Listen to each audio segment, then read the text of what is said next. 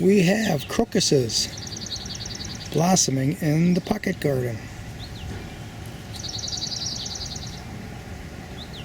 I also planted daffodils. Those are the green shoots between the daffodils. I got daffodils all the way around the perimeter. That is to discourage voles.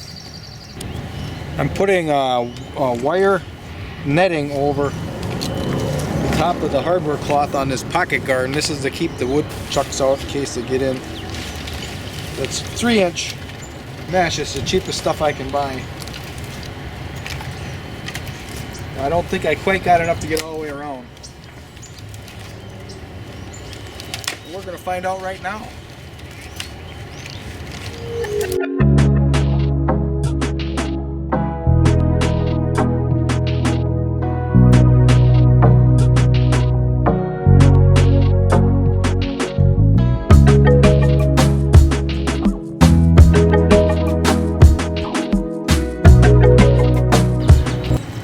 I'm gonna have enough.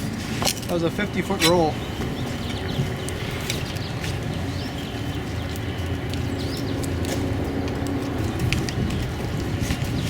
And a little to spare. That's awesome. So this was $23 worth of wire. And then the bottom hardware cloth that I bought years ago. Probably costs more now, but there was one 25-foot and that was probably about $30.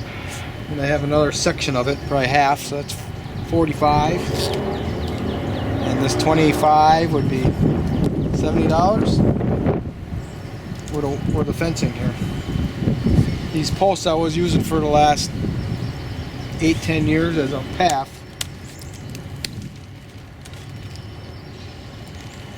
Yeah, I'm going to have to put a brick in there to hold that back, but these came from my property up north.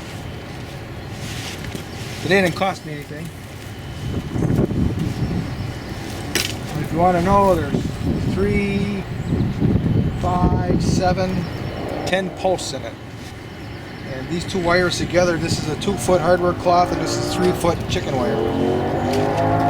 So if you have 5-foot posts, you're good. Now I'm going to be attaching this top wire to the post. I'm actually going to tie it in. I'm not going to nail it or screw it. I'm going to tie it so I can untie it if I want. Then I'm going to string wire or something similar between the two fences so that they're connected. Nothing can get between them. I definitely think it's worth doing that kind of work because I'm planting all these succulents inside of this little pocket garden and I don't want anything to come get in and eat them.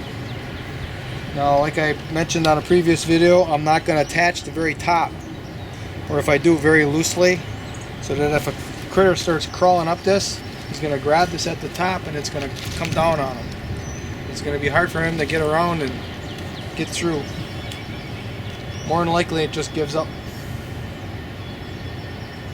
I think that works. I've been experimenting with stuff like that, and so far I've had decent results with it. But always there's an exception. I have to get some type of a string or a wire for this to wire this all up. I don't have it right now, so we're going to go in and start working on another pocket garden.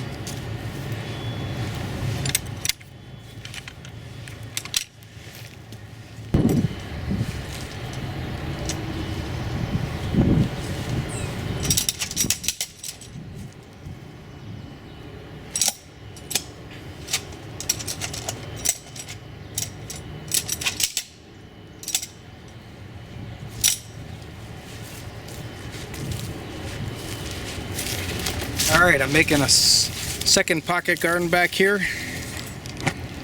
Now I want to show you there's water at the bottom of this hole because it's all lower ground here. I think this is going to be really good for planting root crops that have a deep taproot. There's going to be a drought. The plants back here aren't going to need watering. That's what I think. And I'm going to be putting in this green fencing right there, all the way around on the bottom.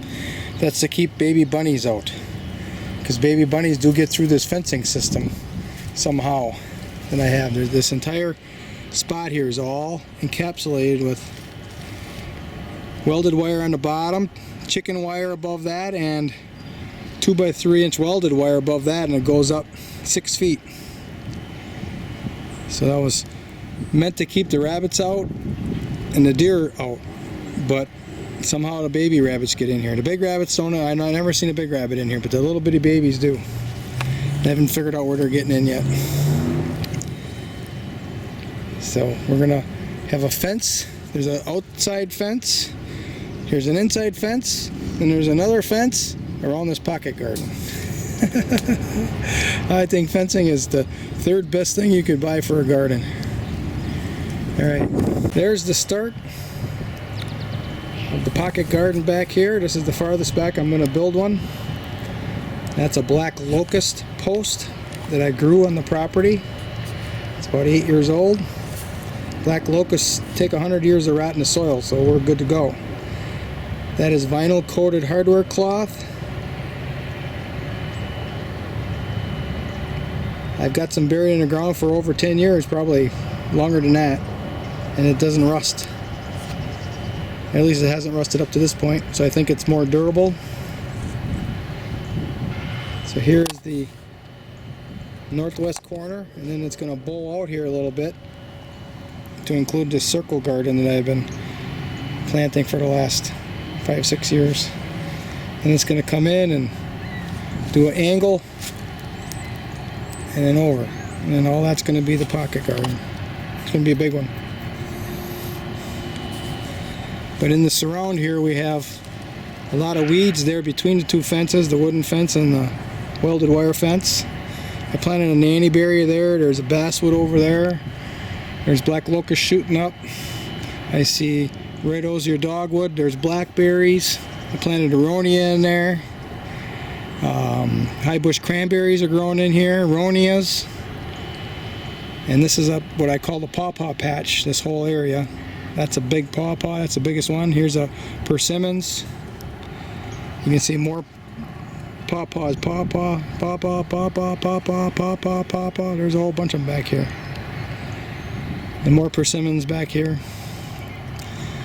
Red bud tree, golden rain tree, another basswood. There's kiwis planted along this fence over here. Then there's a lineup of trees here that's interesting. I had extras, so I have a honey locust, Turkish hazelnut, mulberry, Turkish hazelnut, mulberry, choke cherry, Turkish hazelnut, and there's another choke cherry in the corner over there too.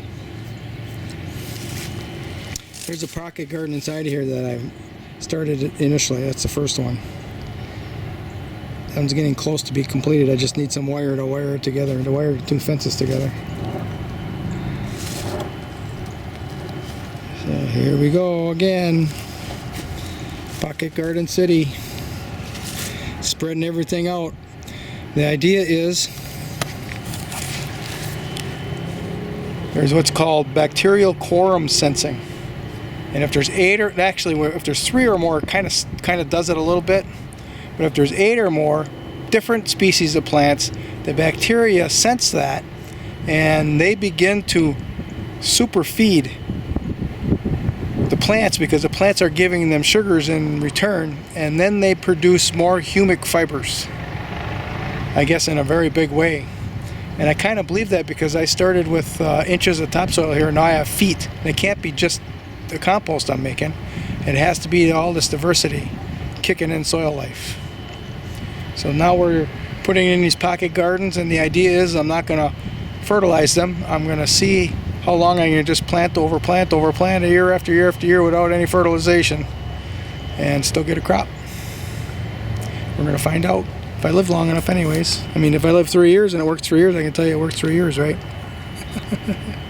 But because I'm growing healthy food, maybe I'll live a lot longer. I don't know. That's the hope. All right. Thanks for watching.